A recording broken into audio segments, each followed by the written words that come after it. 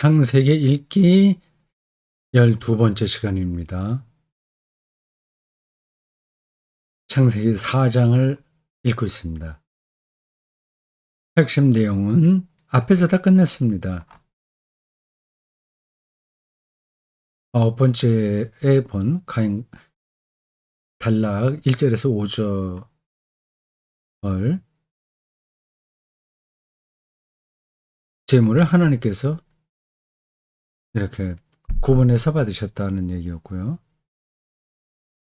10번째 시간에는 가인이 아벨을 죽인 이야기, 죽인 거 아주 큰 문제인데 성경이 말하려고 하는 대목은 그 변명하는 거가 더 큰 문제라고 하는 겁니다. 계속 발뺌을 하다가 잡히면 또 자기 염려에 떨어지죠. 자기 염려에 떨어지는 게 11번째 본 대목에 나옵니다. 10절에서 15절까지입니다. 동생을 죽인 자가 나를 만나는 자마다 나를 죽이겠나이다 하는 걱정을 하고 있다는 거 아닙니까? 이게 인간이라고 하는 겁니다. 하나님께서 가인을 그래도 불쌍하게 여기시네요. 왜 그랬을까요? 11번째 시간에 그 이야기는 마저 하지 못했습니다. 하나님께서 왜 가인을 그렇게 살려두시죠? 완전히 내쫓고 누구든지 저 가인은 내 관심 바뀌니까 어떻게 되든 뭐 알아서 되겠지 이렇게 할 만한데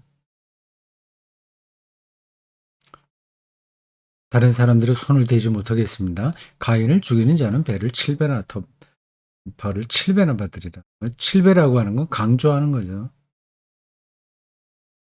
그를 살려두셨습니다.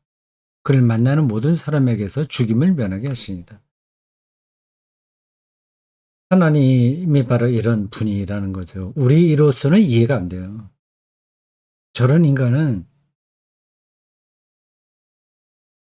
죽어야 됩니다. 우리 일반적인 감정으로 보면 그렇습니다. 하나님께서는 그런 가인마저 살려줄 뿐만 아니라 아무도 그에게 손을 대지 못하게 했습니다. 저는 그래서 그 사형제도를 없애야 된다는 주장에 성서적 근거를 찾을 수 있을까요? 하나님께서도 가인마저 살려주시지 않았냐고 말이죠. 이게 그렇게 간단한 문제가 아니긴 합니다. 저는 개인적으로 뭐 사형제도 반대예요. 우리나라에서는 사형제도가 아직 있긴 한데 사형이 아직까지 집행되지는 않았습니다. 그전엔 집행되는데 한 몇 년 정도 될까? 20년 정도는 사형 집행이 없었습니다.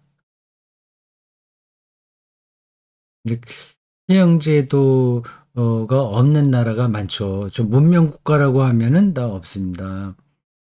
근데 왜 정말 천인공노할 인간은 사형시켜야지. 미국엔 있어요. 종종 거기는 사형 집행이 됩니다.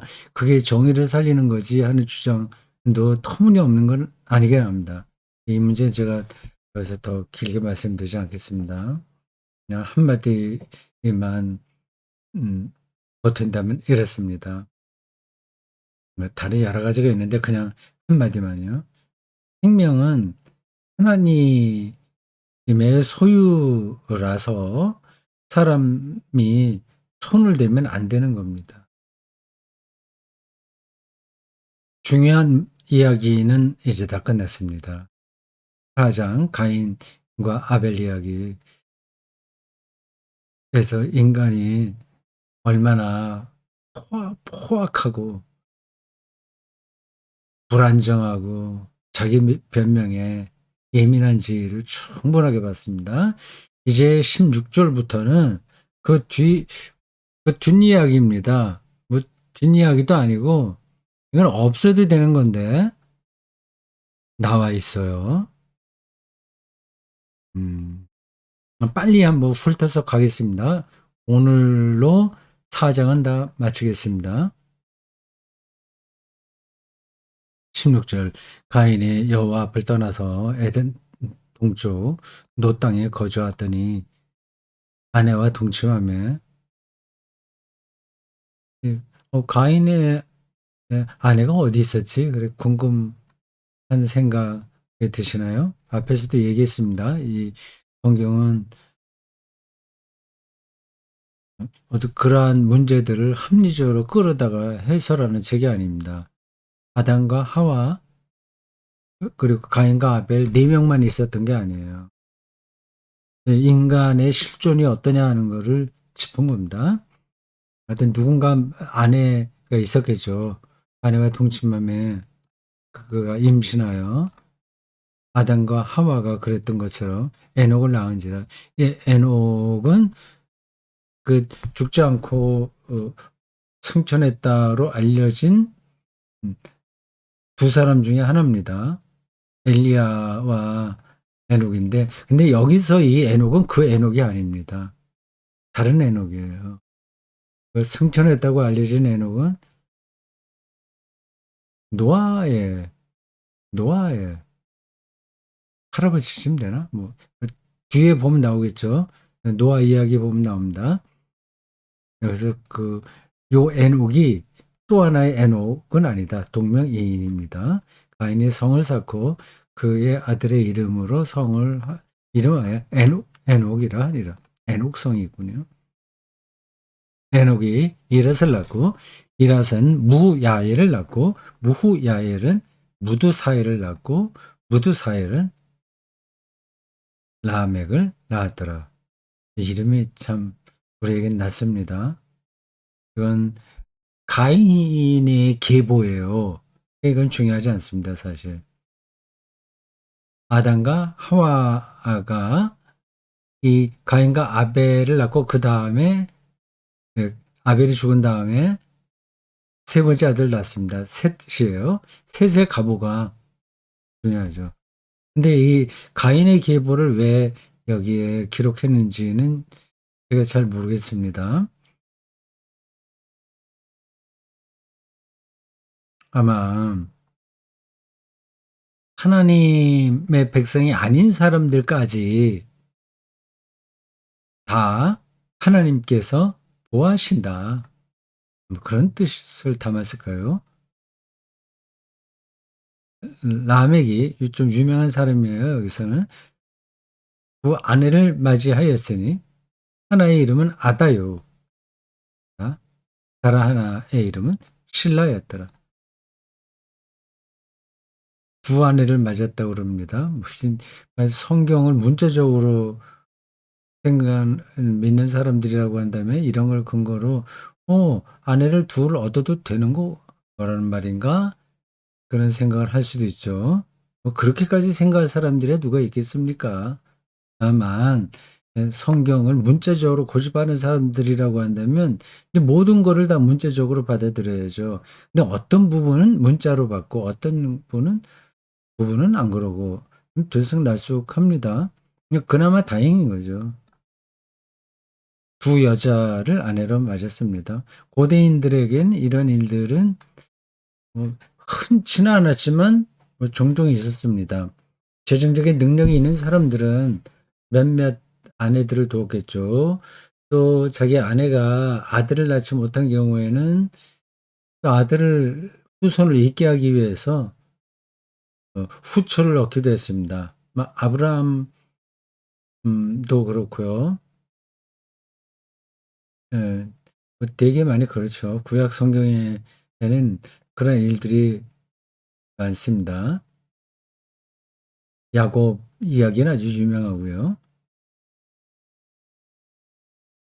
야곱이 12 아들과 딸 있 있다죠? 딸이? 아니. 딸 왜 이름이 생각나지 않나요? 딸 있어요. 딸 하나 이름이 나옵니다. 보통은 이제 딸들 이름은 안 나오는데 어 이 그 딸은 나옵니다. 그 왜 이름이 딱 떠오르지 않죠. 제가 성경을 찾아봐야 되겠나요? 잠깐만 기다려 보세요.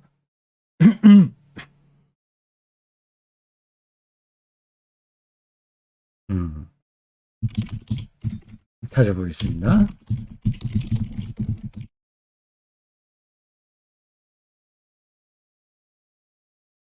네, 그렇죠. 네, 디나입니다.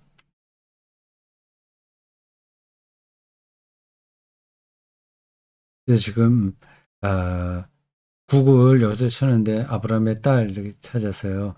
디나라는 이름은 그때까지 나오지 않았습니다. 그냥 아브라함의 딸 그 구글 거기 찾기에 들어가면 몇 개 그 뭐야 정보가 뜨잖아요. 근데 그 디나라는 이름은 없는데 그냥 아브라함의 딸이라고 하는 글자만 보고 디나 이름이 기억났습니다.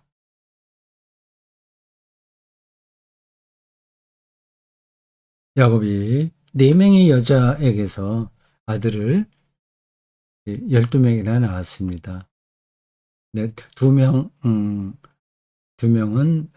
본래 아내고 또 나머지 두 명은 자기 아내의 몸종들이었어요.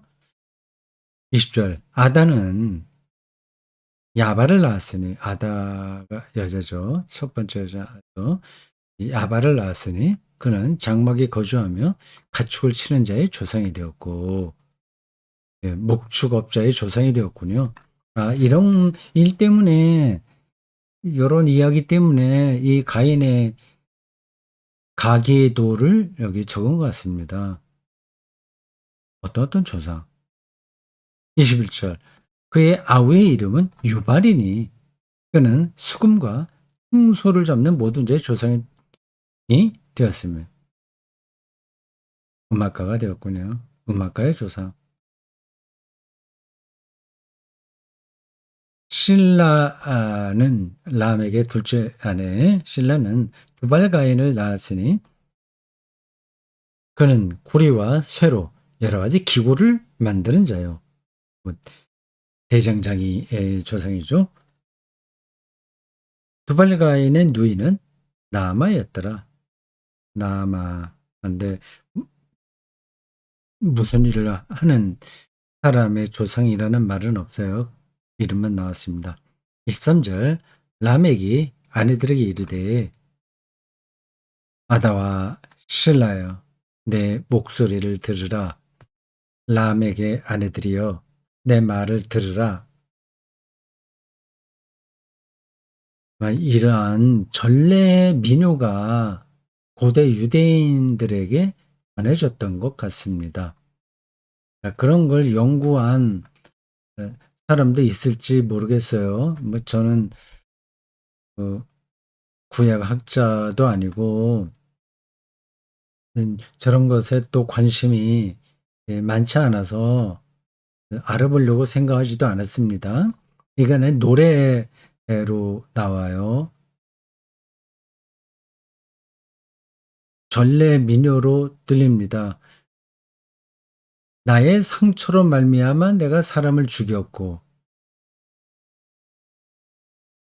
나의 상함으로 말미암아 소년을 죽였도다. 갑자기 이런 표현이 나올까요? 라멕이 저런 일을 저지른 것 같습니다. 아니 그런 노래가 있었나 봐요. 24절. 가인을 위하여는 벌이 7배일진데 라멕을 위하여는 벌이 77배이로다 하였더라. 예. 가인은 동생만 죽였고 라멕은 훨씬 더 많은 사람들을 죽인 것 같습니다. 지금 어, 나오는 내용들은 역사적 사실은 아니에요. 부분적으로 유대인들에게 전승된 이야기이고 또 부분적으로는 저걸 기록한 사람이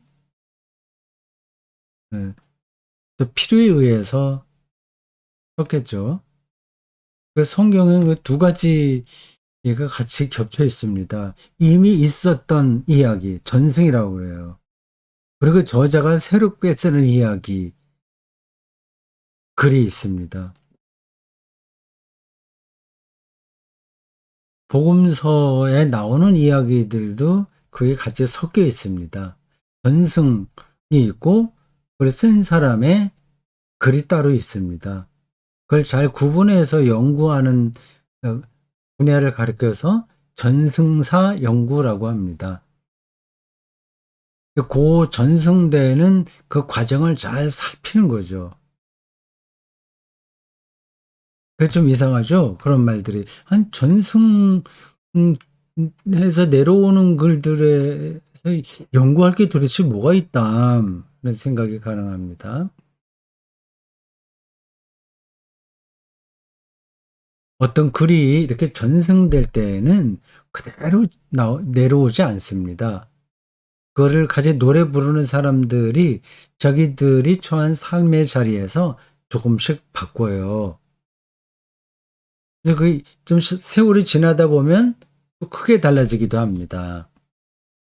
예를 들자면 우리나라의 전래 민요로 가장 유명한 게 아리랑이죠. 근데 그 아리랑이 각 지역마다 다르지 않습니까? 뭐, 그 아리랑 민담 음, 에 대한 연구는 우리나라에서 많이 되었을 거예요. 강원도 아리랑, 뭐 정선 아리랑 할 것 없이 두루두루 전국에 다 퍼져 있지 않습니까? 근데 다 다르잖아요. 그 전승이 다르기 때문에 그렇게 되는 겁니다. 그 외에 다른 고대 문헌들도 그러한 어, 전승의 과정을 통해서 서로 다른 판본이 남아 있을 겁니다. 제가 뭐 전문적으로 아는 건 아니에요. 이 복음서에도 예수님에 대한 이야기가 마태, 마가, 누가, 요한에 따라서 조금씩 달라지잖아요.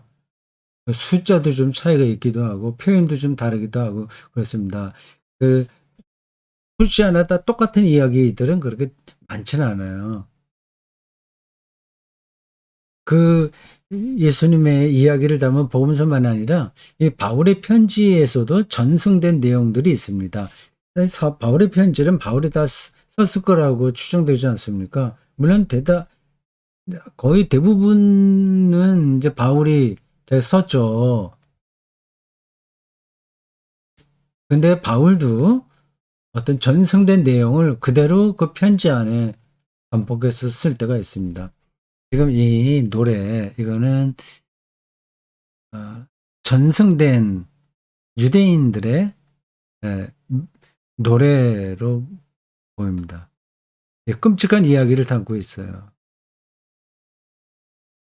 라멕이 여러 전문가들의 조상들이 되는 아들들을 낳아서 유명하긴 한데 살인자인 거죠. 그리고 어쩌다가 실수를 해서 어떤 사람을 살인한 게 아니라 소년까지 죽였다고 하는 걸 보면 대량 학살의 주범인 것 같습니다. 지금 우리나라 네, 그 이야기는 그만두겠습니다. 대량 학살이 소년을 죽였다고 하니까 이 소년은 그냥 죽지 않잖아요. 얘네들이 힘도 없는데 누가 죽이겠습니까? 또 어느 집단 학살에 포함되는 거죠. 인류 역사에 그게 많이 반복됐습니다. 끔찍한 일이죠. 우리나라에도 그런 일들이 벌어졌죠. 이 2차 세계대전 이후에 이 공산주의와 자유주의 이, 이 정치적 투쟁 가운데서 벌어진 학살들이 많습니다. 집단 학살된 이 경우들이 많습니다. 북한에서도 그런 일이 많이 있었고, 우리 남한에서도 있었습니다. 꼭 문제가 있어서 죽진 않아요. 집단 학살될 때는 억울하게 죽은 사람들이 더 많습니다. 네, 뭐 지나갑시다. 그렇게 람에게 대한 이야기가 이렇게 정리됐습니다. 가인의 자손들에 대한 이야기예요.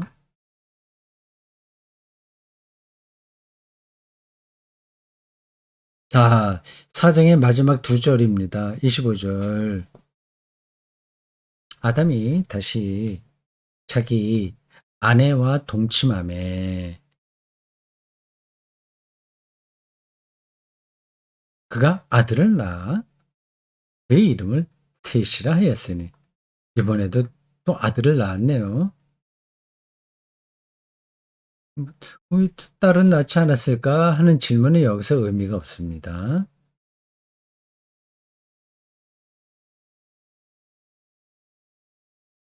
가인은 살인자가 돼서 이제는 좀 멀리 떨어졌고 아벨은 죽었고 셋이 이 아담과 하와의 이 가기를 잇게 되었습니다. 이는 하나님이 내게 가인이 죽인 아벨 대신에 씨를 주셨다 함이며 셋도 아들을 낳고 그 이름을 에노스라 하였으며 그때에 사람들이 비로소 여호와의 이름을 불렀더라.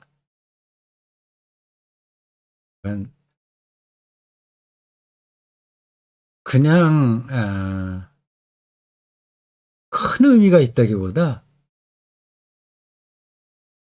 하나님의 백성이 이제 셋의 후손이다 하는 것을 말하는 정도로 보면 됩니다. 여호와의 이름은 따로 없어요. 하나님의 우리가 보통 여호와 뭐 하나님 뭐 등등 여러 가지 이름으로 부릅니다. 주님, 주 뭐 등등요. 야훼, 엘로임, 아도나이 뭐 등등 있어요. 근데 그거는 꼭 이름이라기보다 하나님에게 이름을 붙이면 안 됩니다. 이름을 붙인다는 거는 그를 우리의 생각 범주 안에 가두는 거기 때문에 하나님의 이름을 우리가 붙이면 안 됩니다. 그 십계명에 보면 이렇게 돼 있어요. 이, 그 첫 번서부터 세 번째까지, 네 번째까지가 하나님의 관계된 거죠. 안식일을 빼놓는다면 세 가지인데, 첫 번째, 나 외에 다른 신들을 두지 말라. 두 번째, 우상 만들지 말라. 형상 만들지 말라. 세 번째, 여호와의 이름을 망령 때 부르지 말라.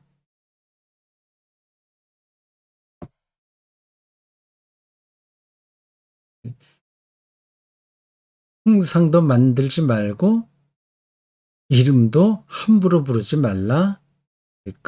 그러한 십계명의 내용들은 여호와의 이름이 이름을 붙일 수 없다고 하는 그런 뜻입니다. 모세가 호렙산에서 하나님에게 소명을 받고 나를 보내신 이를 누구라고 내가 가서 내 민족들에게 말을 전할까요?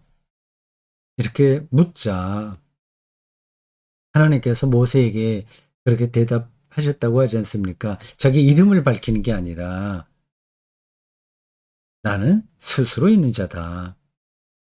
그 말이 이름을 붙일 수 없다고 하는 겁니다. 그런 스스로 있는 자다.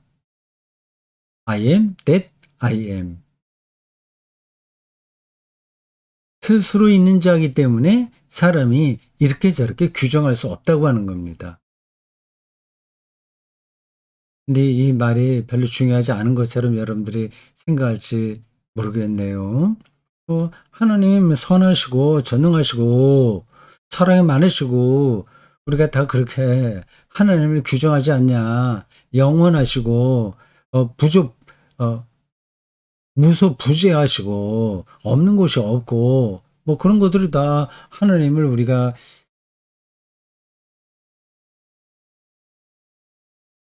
우리의 사유 방식으로 규정하는 거 아니냐 이렇게 말할 수 있긴 합니다. 근데 그런 하나님에 대한 우리의 생각이 틀렸다는 게 아니라 또는 잘못이라고 하는 게 아니라 그것으로 다 담아낼 수 없다고 하는 뜻입니다. 그 하나님은 선하시면서 동시에 어떤 때는 대단히 엄하시잖아요. 그런 분을 우리가 다 우리의 생각에 담을 수가 없습니다. 그 얘기가 좀 옆으로 나가는데요. 여호와의 이름을 불렀다 이런 말을 뭐 그때부터 구조적으로 하나님을 어떻게 생각하고 이미 이렇게 하나님 신앙이 확고하게 된 것 같다고 생각하시면 좀 곤란하다는 뜻입니다. 이제 가인 이야기는 흑역사로 남아 버렸고요. 이제 새로운 역사가 셋부터 시작합니다. 자, 그 사장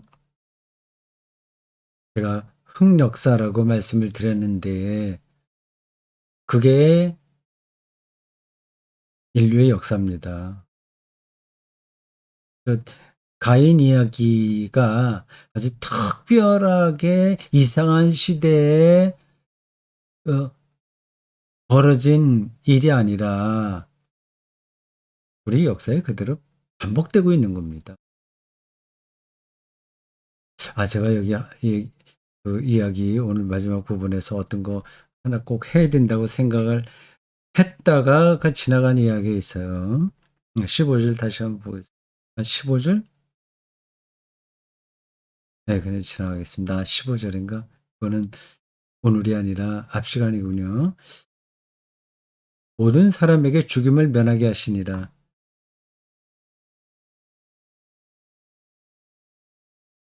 저 가인은 죽어도 싸잖아요. 근데 하나님께서 살리신단 말이에요. 저 가능성을 우리가 보고 살아야 됩니다. 죽어 마땅한 사람도 살아야 돼요.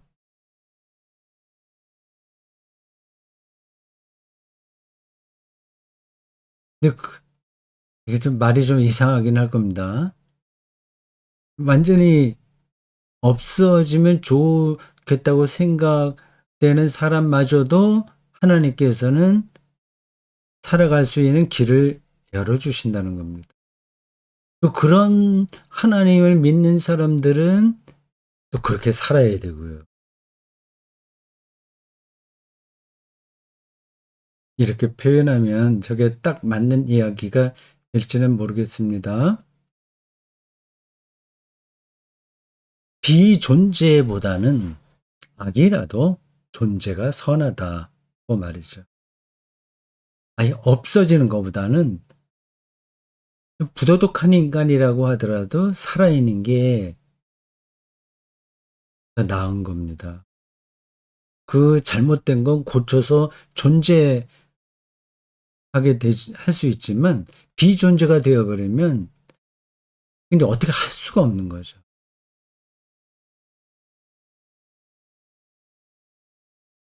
네, 하나님께서는 우리 모든 존재의 근원이십니다.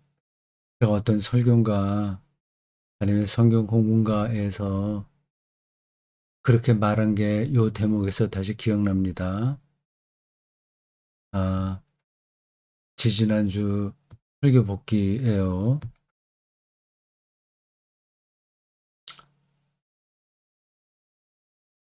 악마저도 있어야 된다?